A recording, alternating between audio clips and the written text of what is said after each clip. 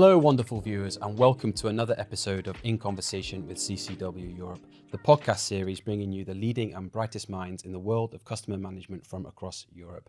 I'm Simon Hall, your host and industry analyst at CCW Europe, and today I'm delighted to be joined by Ramón Delima, the Global Director of Customer Services and Sales at TUI. Ramón, warm welcome. How are you? Thank you. Great being in London again and having this talk with you. Absolutely. We're delighted to have you on. Thank you so much for coming on. And so we're here today to unpack some of the nuances involved in initiating and sustaining an enterprise-wide transformation. But before we dive into that, can I ask you to first just give us a bit of background, a bit of professional background, what brought you to where you are now and what inspired your passion for all things customer experience and customer service? Yeah. And we have only 25 minutes. Yeah. Ooh, that will be... No, don't worry. I'm the Global Director, Customer Service and Sales in the TUI Group. We are one of the leading leisure groups in the world. And we have more or less 21 million guests that we bring from Europe, mainly from Europe to all over the world, 180 destinations. And we have the whole customer journey in under one roof. We have the airline, we have the cruise ships, we have the resorts, the hotels, we have the experiences. So it's really cool to be part of that. I do that now for 2 years in the role as customer service. And before that, I had a 25-year track record in premium brands in all kinds of roles. And then the question is, of course, why does customer service and customer experience stick? Because I think that this is really where I found my home. Mm-hmm. And that is because this is one of the coolest places to be in a company. We are dealing with those 20 million customers day by day. We do that with 3,000 really enthusiastic agents all over the world in 15 countries. And we try to assist, to help and to delight customers before, during and after their holidays. And, helping people with their holidays. I mean, what do you want more? Yep. No, terrific stuff. Absolutely. And so large scale transformation. Oh, yes. You've just started company-wide transformation at TUI. So to frame our conversation today, can I ask you to just describe the type of transformation that you're sort of managing right now? Yeah, we have I think a large scale transformation going on in TUI, of which customer service is an important element, but not the only element. We are historically a company with a lot of decentral mandates. So in the markets itself is where the main decisions are made, and we have traditionally very light group-wide alignment, sharing of best practices. And that has served us really well for decades.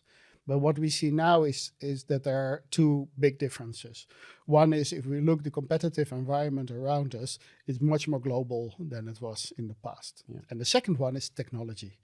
The technology that is now out there in the market, on one hand, really provides opportunity to look at it more multi-market, to our customers, but also to solutions of our customers. That's one.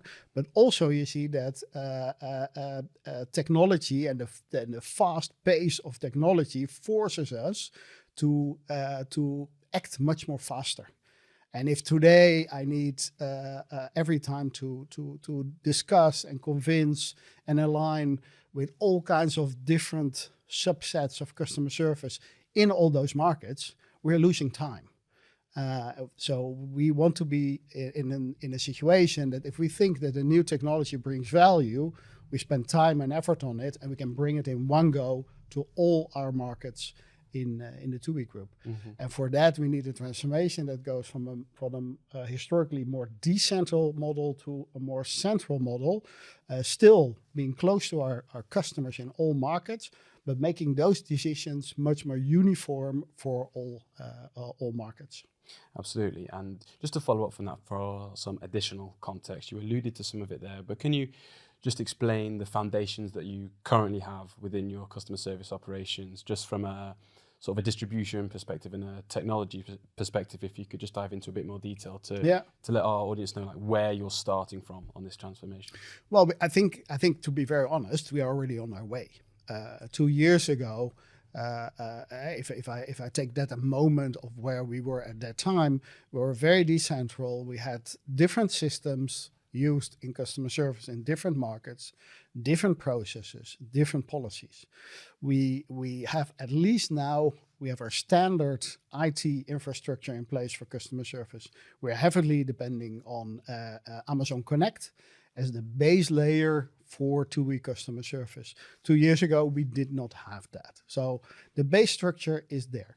Another important fact maybe to mention is that we have, of course, the different languages. We serve different markets. Yeah. And also there, we're now testing to see to what extent, especially in text, we can use translation technology to have teams in one market supporting also customers in other markets. Mm-hmm. So that's where we are. We have the basic infrastructure we have in place. We are now testing and actually even already bringing in production quite some Gen AI solutions like contact reason analytics, like summarization, Copilot, so the assisting of our agents. And we are also in pilot phasing really the state-of-the-art technology, for example, voice translation or independent voice agents. That is how we try to get everybody on a higher level, making use of the new technology there is, but also testing and trying and learning about what is probably going to be mainstream in a couple of years. We'll dive a bit deeper into the technology pieces a little bit later, absolutely. But a big question for you then. How do you get such a large-scale transformation off the ground? How do you go about getting all the relevant buy-in and stakeholder buy-in that you need to actually start such a project? Good question. I think with the knowledge of today, I can tell you a nice story, Simon. Okay. But if I look back at the last 2 years, I mean, there have been many moments that I thought, I don't think we're going to make this. Because there's a lot of history in this company I'm now, but also in the previous companies I worked. So I know how difficult it is to let go some of your habits, of way of working. So once again, now I can, I'm sitting here relaxed in London with you, Simon, but to be very honest, it has been very difficult. And it started, I remember very well, a meeting I had in The Hague, with my team. Actually, I was just introducing myself 2 years ago to my management team. And I looked at the different faces around me. And even with all the convincing story I could tell them about how I thought the world of customer service was developing, I think probably less of 1/3 looked at me. Maybe the guy, maybe we can do it. I think there was honestly 1/3 that thought that I was completely crazy. And there was maybe 1/3 that was, okay, let's give it the benefit of the doubt. Yeah. And by no means I want to say that I was right, but I was definitely insisting on we cannot stay where we are. Yeah. That staying where we are would be definitely the wrong decision. And I had an idea where to go to. So I think it started by having maybe 1/3 of my management team believing that we could do it, and we started moving. And I think the most important thing was to convince, to be honest, also myself and the organization was to make sure that we start small and we get victories. So we started very simple by looking at contact reason analytics. Why do customers in TUI need so much help during their holidays? If everything works, they don't need any help. So that's how we started, and we started contacting the main departments that were causing that. It was e-commerce, the website that didn't work. It could be finance, because they had a new credit card company that gave a lot of questions with customers. So we saw, hey, we can improve this, and we saw the numbers improving. We started focusing on why do we need so much time in the conversation with our customers. Our customers have better things to do than staying for minutes with us. And then when we looked at it, we saw there are moments that we see that our agents have to look for information for a very long time. How can we make that easier? So we started looking at how Agent Assist can work there. And we saw, wow, 1 minute first year, 1 minute second year of reduction of average handling time. So we start also getting self-confidence in we can move this in a different direction. And I think coming back to your question is how does that work? How do you convince people? It starts by being convinced yourself, but also by convincing the people that you need around you.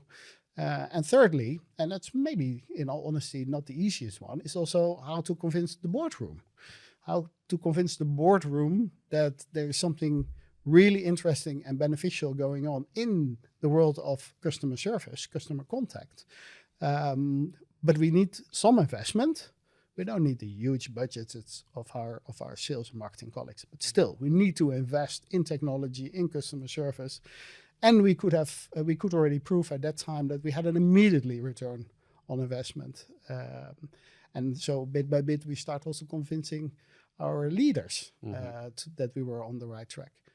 So I think this, by now, you can say, looking back, wow, that was really step by step. In all honesty, we just started at that time. Yeah. And we moved step by step. Okay, this works, we continue. This doesn't work, we go another road. Two follow-up questions on that then. And on the third point there about convincing the senior leaders, do you have any practical strategies that you implemented that you can share that worked particularly well? Well, there are two. One, let's hope none of my board members are listening to this podcast. And that is something that I know from years of experience is do things, go for it, do not ask every time permission from the boardroom. Really, they have, thank God, other things to do. Yeah. If we believe that we have to go a certain way, we have to take that responsibility and accountability and start moving. So I'm not saying keeping them out of that, but don't let you hold back by the boardroom. But for the subjects that you need the boardroom, speak the language of the boardroom. And in the field of customer service, we have really a big advantage in that we are genuinely very nice people in this branch, in this sector. Absolutely. The disadvantage of us is we're very nice people. Yeah. So the moment that you enter the boardroom, you need to come up with a very sound financial business case. And of course, we are all driven by an intrinsic motivation that we want to do good for customers, which is beautiful. And I'm not saying that board members do not have that, but it's not the convincing part. The convincing part is, and contact reason analytics really helped, that we can make it very concrete, quantitative. What is going on? What is causing the cost and the dissatisfiers within our company? And we could say, well, if we invest this, if we do that, then we could really prove that this credit card issue in the UK costs 12% of all contacts. If we can solve that only for half, I'm not saying that we can solve it completely, that is 6% of all contacts. That is clearly money, and for sure more happy customers, because customers do not want to call TUI because their credit card payment didn't go through. Yeah. So the moment you start talking the language of the boardroom, and that I have to say it's new for customer service, that is where you get your support. Great stuff. And then second follow-up question is, you mentioned there a lot of small victories, tapping into lots of different areas of customer service. Yeah. How do you identify which of those areas to prioritize in the first instance? Contact reason analytics is the holy grail, and not because there's anything in those reports that has surprised us. None. Our agents have telling us that for the last, I don't know how many years. They know exactly what is going on and where our customers are irritated about or need help. The point is, we can make it, we can quantify it now. So it's not anymore anecdotal. And I think that is the big reason. So it's very simple. You start at the top. What is the biggest reason for contacts? What are the biggest dissatisfiers for our customers? And then you start one by one, tackling them simply one by one. Credit card issue in the UK, dive into it. And indeed, we found out that 3 months before that they changed the credit card provider. Yeah, probably that case looked really cool from a finance point of view, but nobody realized what the impact would be on customers, and with that, on the cost of customer service. Yeah. And what about the workforce management piece? Because obviously transformation on this scale is obviously a people transformation as well. Correct. So what sort of training practices or training programs have you put in place to to work through the transformation and help your agents work through the transformation? I think the most important one is something that we did not do in customer service, but from a whole TUI perspective, is that we are really promoting and making it easier for anybody in the company, from a management assistant to a director to an expert, to start using Gen AI. So we have a safe environment created where agents, our agents, but anybody in the company can work with AI.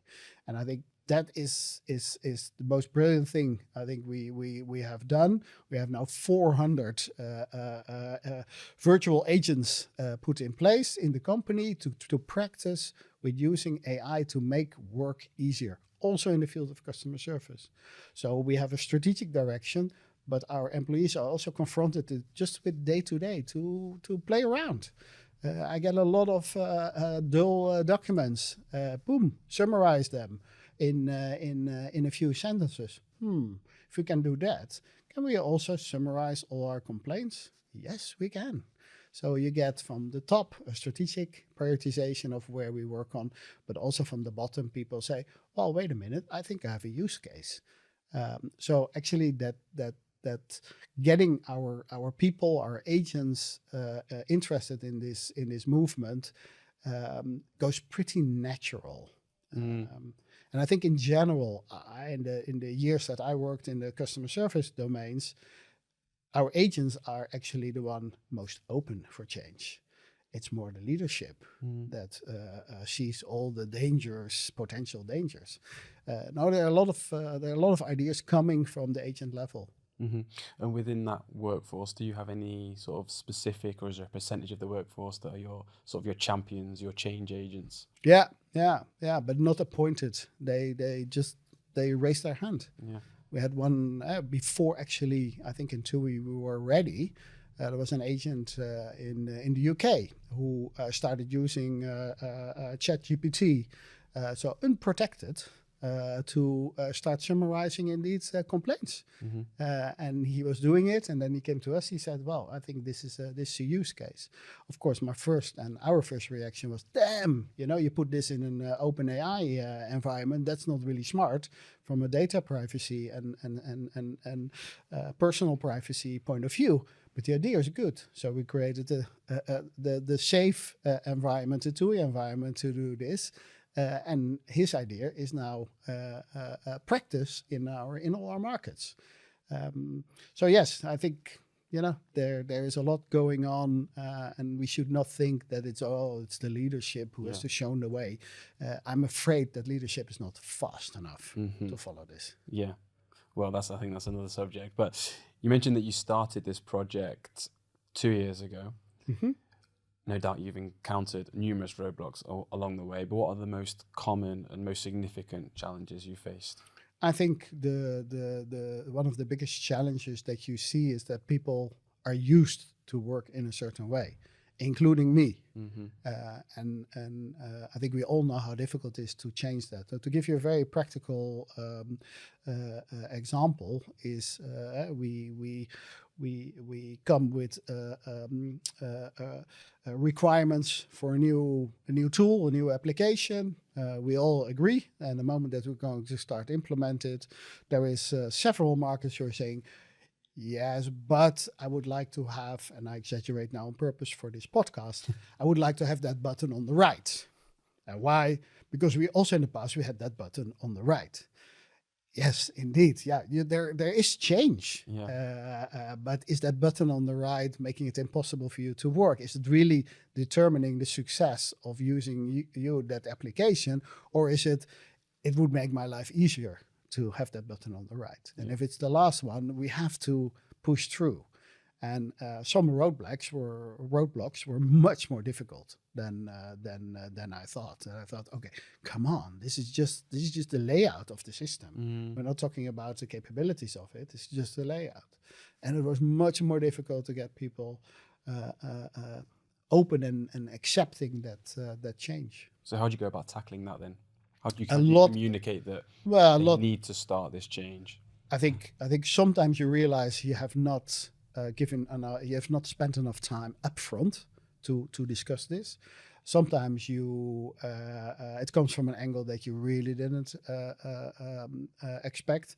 But I think the most important thing is that you listen, that you try to understand where it comes from.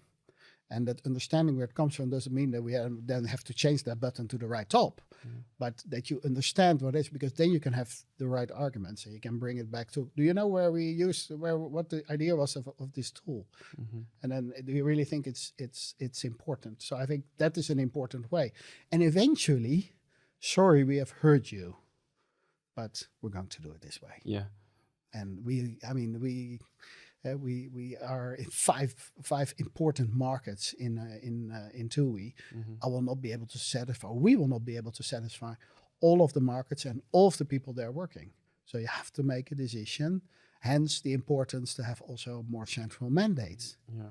That you can say, sorry, we have heard you, but we think still this is the best way to go. Yeah. And you will have to adapt. Yeah, that was what I was going to follow up and ask. Do you have sort of a transformation North Star? Do you have it written down? Is it visible for your agents and employees to see what's going on? Yeah, yes and no, Simon. If I'm really, yes, we have a vision where we want to go to, but I'm really honest, we have no idea. We no. I mean, we have a vision because it helps us driving us in a certain direction. Yeah. And I know that it's not completely wrong, but our industry, our sector of customer service, customer experience is developing so fast that 2 months ago, I would have told you, if we would have done a podcast, I would have told you I'm experimenting with independent agents, and probably it will take 3 years before that will see the light. And now we're 2 months further, and actually you see left and right, you see solutions that look damn well on completely independent voice agents. Yeah. And of course, it's for simple tasks, I know, but probably my 3 to 5 year is probably already outdated. Yeah. So it is going fast. So a North Star, yes, a vision.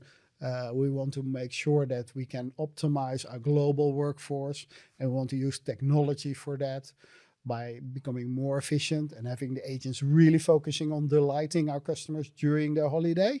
That is what we would like to do. And to avoid as much as possible things that we can avoid somewhere in the journey, or doing it via self-servicing, eventually maybe even by independent voice agents, all possible. So that's the North Star. Yeah. But actually that's the North Star with the knowledge that I have today. Yeah. And I know that tomorrow there's something going to happen, and probably very exciting. Yeah, absolutely. Well, that's a perfect segue onto my next question then, which is around technology. Yeah. You mentioned some of it up front, but I just wondered if you could just take us on a deep dive into some of the technologies that are powering your transformation, AI or otherwise. Yeah. Well, I think maybe it's fair enough to start with a big warning. Because maybe I've talked a lot about technology, but I think it's also honest to say that the technology is not our problem anymore. It's us.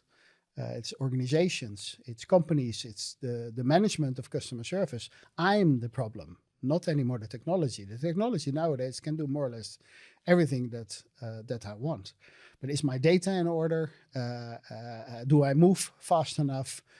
Can I get my organization fast enough with this new development? That is really the question. And if you then see where we are focusing on is we started with, once again, having our IT infrastructure aligned in the organization. That was an important point. Second one, for which we used indeed AI, was the contact reason analytics. That makes it really easy and clear where we have to focus on. We added to that elements, again, with Gen AI, auto summarization. Auto summarization and translation, agent assistance to help agents finding in what I call the knowledge jungle of TUI, finding the way to the right information that the customer requires at that moment. But also going towards testing with live voice translation, with voice agents. So that's I think where we the steps that we take, and some are fully in production and some are very experimental, and we carve out only a small part of our business where we test with real customers how they appreciate it. Because if there's one thing, Simon, that I think we should not do, what we did years ago, is to bring that technology into the customer-facing environment too quickly. We have done that with the first generation chatbots. I think, in all honesty, customer service was not in the driving seat. It was sales and marketing colleagues. It was the e-commerce department who came up with it, not customer service. So we have lost a battle there. And I think it's part of the reason why it didn't work, because we were not enough involved. So there's no excuse this time. Dear colleagues, customer service that are listening to this podcast, in your organization, drive this yourself. Do not have another department taking that from you. We have to drive this generation of technology in the customer-facing environment. But please, first, use it to support your agents. And only when you see it's mature enough, then bring it to customers. Because we have lost a lot of credibility in the first attempt to bring technology to our customers. We should not do that again. We should do it smarter. How long do you anticipate it will be before you introduce customer-facing AI tech? Well, it's not an all or nothing. We are using it already, but we're using it only for topics that we feel that the technology can handle. We're not going to say, okay, now first try to figure it out with our new Gen AI voice bot. And if it doesn't work, then you ask for an agent. No, we know already that for certain topics, probably there's success, and for certain topics, it's not. So please, do not bother your customers with this, let's try it out on 20 million customers. Yeah. We should do that smarter. Yeah, that makes sense. And so how are you going about making this transformation sustainable? Obviously, the value in any transformation is, well, it comes in a company's ability to continually scale it, right? Which it sounds like you're doing. It's not just a one and done initiative. So what steps are you taking to ensure that, you're going to be able to continually scale this project? I think the most important element is that you start at the basic infrastructure and your basic organizational setup. So we are going to change our organization that enables much more cross-market cooperation. We have an infrastructure, an IT infrastructure that helps us adding new technology that will happen the coming years. I think that is the most important part to make it scalable and making it future-proof, that we have a basic.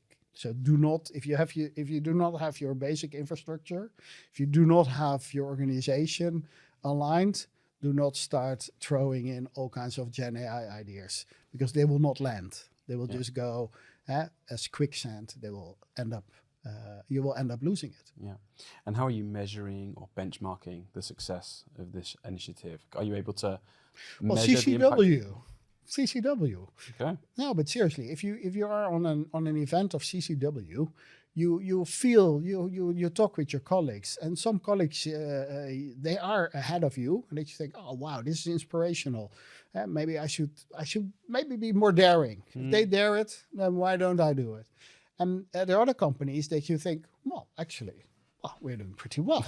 We're already trying this, we're trying that. So I think that benchmarking, I think the most important moment is when we go and see our colleagues, and then especially the international colleagues.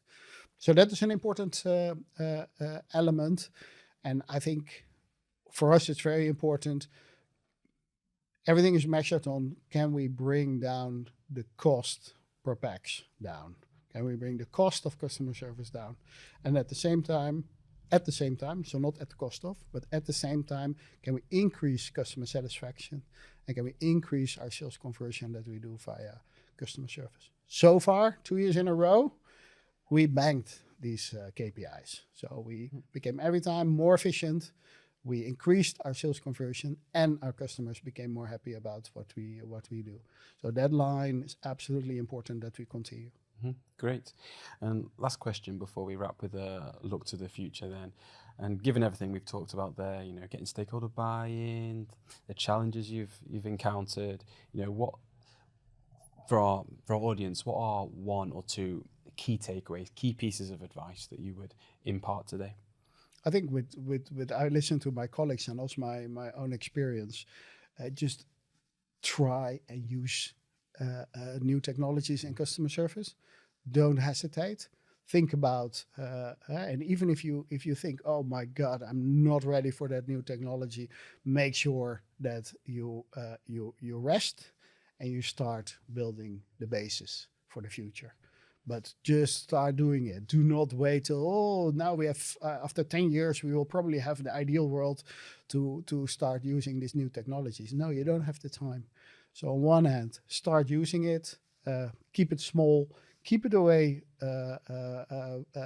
at your customers in the beginning, but also learn. And if you say, I need to have certain things done before I can further roll it out, focus on those foundations. So like putting a roadmap in place. And Correct. What would be some of those key milestones then as you work through that roadmap?